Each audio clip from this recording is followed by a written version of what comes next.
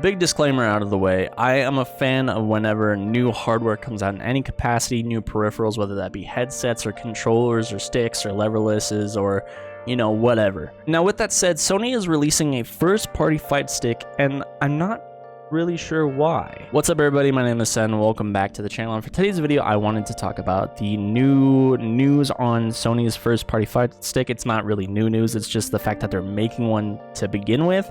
And I kind of caught wind of this secondhand. This was in the PlayStation State of Play.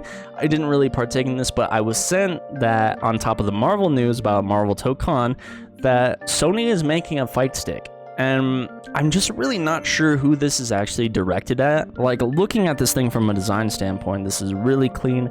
It looks good, but I'm just not sure who the demographic is.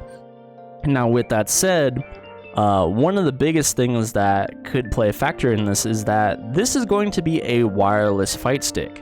So that's actually a huge step in the technology game. All of the fight sticks that I have, whether they be leverless or do have a stick, are hardwire, and that's the preferred method because it's you don't have to deal with Bluetooth or desyncing or potential lag. Most people prefer to play on a wired connection so you don't lose that stability or weirdness, deconnection or anything like that. But in the tournament scene, at least I caught wind of controllers and sticks disconnecting because of long-term use of the PS5s during tournaments and making them running continuously. They're creating a lot of heat. So when a PlayStation cable or any kind of cable is plugged into the back of a PS5 that's been running all tournament long for who the fuck knows how long, it's kind of wearing on that connection. And I'm not sure if that's a soldering thing, or I'm not sure if that's the actual USB terminals themselves.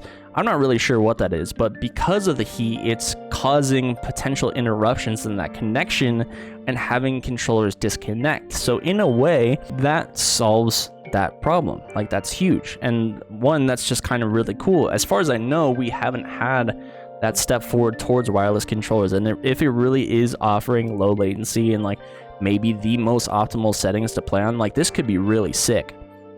Now, once again, I'm not super sure who this is targeted at. What I will say in regard to that is, yeah, there's been a lot of fighting game announcements, and I feel like more eyes are on fighting games now than ever. That could be a total, my perception on things is just completely wrong, but it's gaining a certain mainstream appeal that I feel like we didn't edgewise have. Street Fighter 6 and Tekken 8 have gained a lot of popularity, with newer streamers getting into the mix that aren't mainstream FGC. So yeah, you're getting a lot of new eyes, and because of that, there's subsequently their audience is potentially getting into it too. So yeah, I could see Sony thinking okay, maybe there's something in this fighting game market that we haven't really tapped into before. And that's kind of where it gets the most confusing for me, actually. If you are mainstream FGC, chances are you already have a stick anyways, so there's not really you don't need a PS5 stick. Me, for my money, if I could have one of these, I would love one, just because I'm a collector. I have a bunch of sticks, whether that be I have a couple leverless, I have a handful of sticks. But now for the newer audience, this is where it gets kind of weird to me, is that most people are opting for a leverless. So unless this is launching alongside a leverless, this doesn't make a lot of sense to me. You're already going into a market that is already established, which is okay, you gotta have some sense that there's something there. But you've already had people like Quanba making sticks, you already have people like Hori making sticks, you already have people like Razer making sticks, and have been making sticks for a long time. So this seems like a weird branch to get into in my eyes. But that's where the appeal of first party comes into play.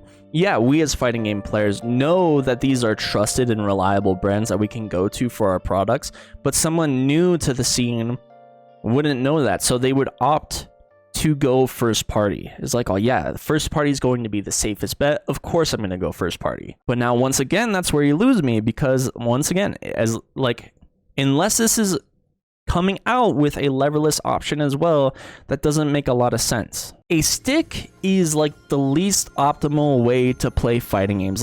A stick is from a bygone era of where, yeah, a little bit of history lesson to you. Before consoles were the main way of playing fighting games, it was off of arcade cabinets. So there was a market. It's like, oh, hey, if we make these arcade stick peripherals for these consoles, you know, people are gonna buy them.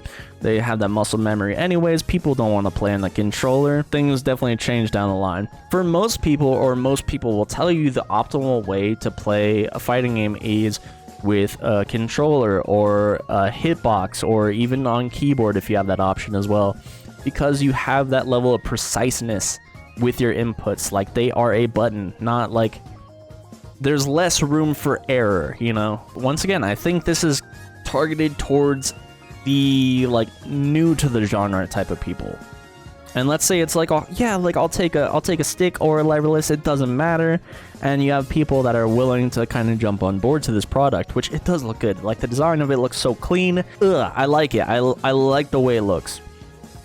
The price has to be right as well. With the way the state of the gaming landscape is, you know, people are, you know, they don't have a ton of money to throw around these days. Things are more expensive now than ever. So telling someone's like, oh, hey, even if you might want this product, if it's like $300, there's going to be a lot of people that aren't able to warrant that price tag for this product. The price has to be right, especially when I would recommend, if someone was looking to buy a stick specifically, there's a bunch of cheaper alternatives. The stick I tend to recommend towards most people getting into the scene is the Hori RAP4. This was actually my first arcade stick. It's compatible with PS4, PS5, PS3, PC, like everything under the sun. It's pretty easily modular. The only thing that's a little bit weird about it is that it actually has an octagonal gate. Goddamn, I'm overexposed. The only thing about it is that it has an octagonal gate, which is pretty not traditional. In most cases, you're going to have like a square gate, essentially. But like I said, it was really easily modular, and I kind of had to mod mine anyways. This is the current condition of my RAP4. I don't use this thing a ton. Oh, sorry about that. But I ended up replacing the buttons and the stick because I actually let my brother borrow this a long time ago, and the condition that I got it back in, it had like juice or beer or something spilled on it. And because it was easily modular, like, yeah, that was annoying to do, but it wasn't that big of a deal to take care of. Now, when it comes to my primary peripheral, the Razer Kitsune, I absolutely adore this thing. I bought this thing before the release of Street Fighter 6, or close to or around or something like that, of Street Fighter 6. But because the price tag was as much as it was, I think it's like $300 at the time, and just the way that it's shaped and like the design of it, like it's very slim, I don't feel comfortable opening this thing up in any significant way, and I feel like it'd be very much the same with the PS5 stick. So once again, like, I come back to the question of who is this stick for exactly? Is it for the hardcore consumer? We all have sticks that work on the PS5 anyways, and we have leverless. A lot of people opt towards leverless. Is it towards the new market? Well, then the price has to be right, but also you should release a leverless option anyways, because that's just the main route people are going. People are appreciating like a certain level of modularity in their hardware as well. Like, you know, some sticks have the option for additional buttons. It's not really necessary for me, especially with like fighting games having more button prompts now than ever. But on top of that, like, whether it be the hardcore consumer or the casual, like, introductory consumer, the price has to be right, or people are going to go for cheaper alternatives anyways. I think the Hori RAP4 was $150 when I first purchased it. There's also things like the snack box and like other alternatives to this as well. You know, they're not the cheapest thing on the market, but you can find more budget leverless sticks as well. No, all I'm gonna say is if anybody wants to send me a stick, I wouldn't turn it down. You know, I could put in a very high quality review. I'm a good filmer. I'm a good editor. You know, you want me to do a good little product review, you know what I'm saying? Let me know. With that said, I think it looks cool. I think the design looks clean. I think the fact that they're going the wireless route is fucking awesome. Like, I think that's a sick market that we haven't tapped into yet, or like at least enough yet. So I'm interested to see. And also, PlayStation, make a leverless version. Why not? Let me know your thoughts in the comments down below, and I'll see you guys later. Peace.